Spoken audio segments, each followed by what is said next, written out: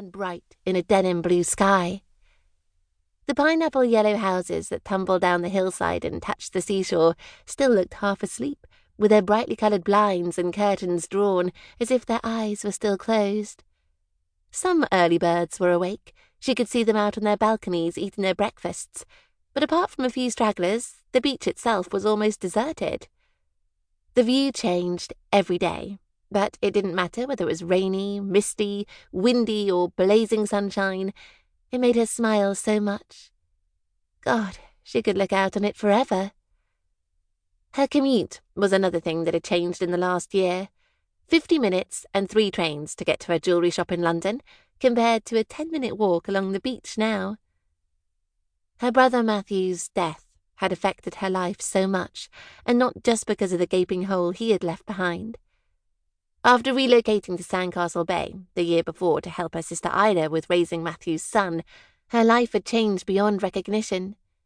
She was happier here than she'd been for a long time.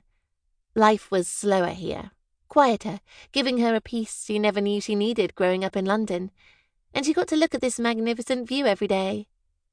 Everyone looked out for each other here, and maybe, at times, they came across as nosy and interfering, but she wouldn't change them for the world. Suddenly remembering that she was already running late, she hurried along the shore with Rocky yapping at the gentle waves lapping onto the sand. Of course, running her own jewellery shop, she didn't have a boss to answer to. Opening and closing hours were very relaxed in Sandcastle Bay, with various shops opening whenever they saw fit. But even though she knew he wouldn't care, he was very laid back, she didn't want to be late for Jamie. Melody smiled as she spotted Jamie waiting for her on the beach just ahead, her heart leaping into her chest. He was definitely a reason to make her smile. She saw Sirius, the puppy Jamie had rescued from the same litter as Rocky, tail wagging furiously, straining at the lead as he spotted his brother. All the puppies had found homes in the village of Sandcastle Bay after 2 strays, Beauty and Beast, had 11 puppies a few months before. There was a definite theme with Jamie's animals.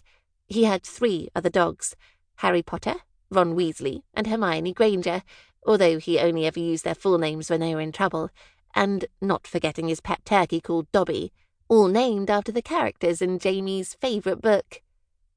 Rocky yelped with excitement at seeing his brother and pulled her hard towards Jamie and Sirius. Despite his age, Rocky was a lot bigger than the average puppy and already really strong. "Hi," Melody said.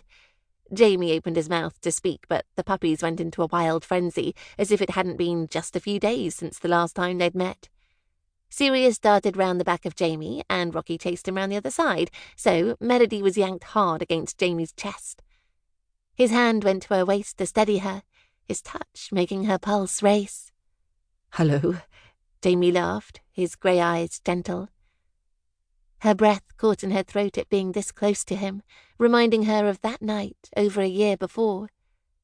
The night of her brother's funeral, she'd gotten drunk in her grief for Matthew, and Jamie had looked after her. When he'd escorted her back to the hotel she'd been staying at, she'd kissed him, and for a glorious, perfect few seconds, he had kissed her back. Well, it had felt like he had. She'd been drunk and upset, and maybe she'd imagined it. Maybe he'd actually been politely trying to extricate himself from her arms.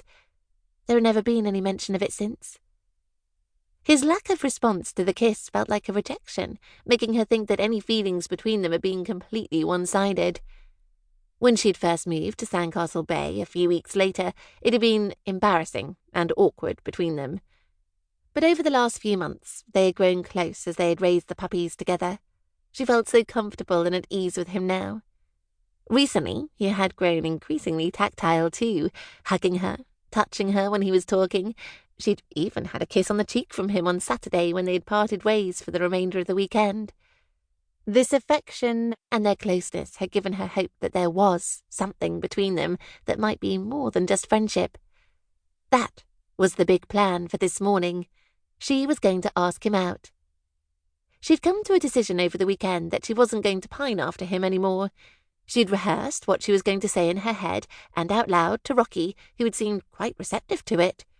She'd thought about all the possible scenarios and come up with different responses. This was it. Today was going to be the day.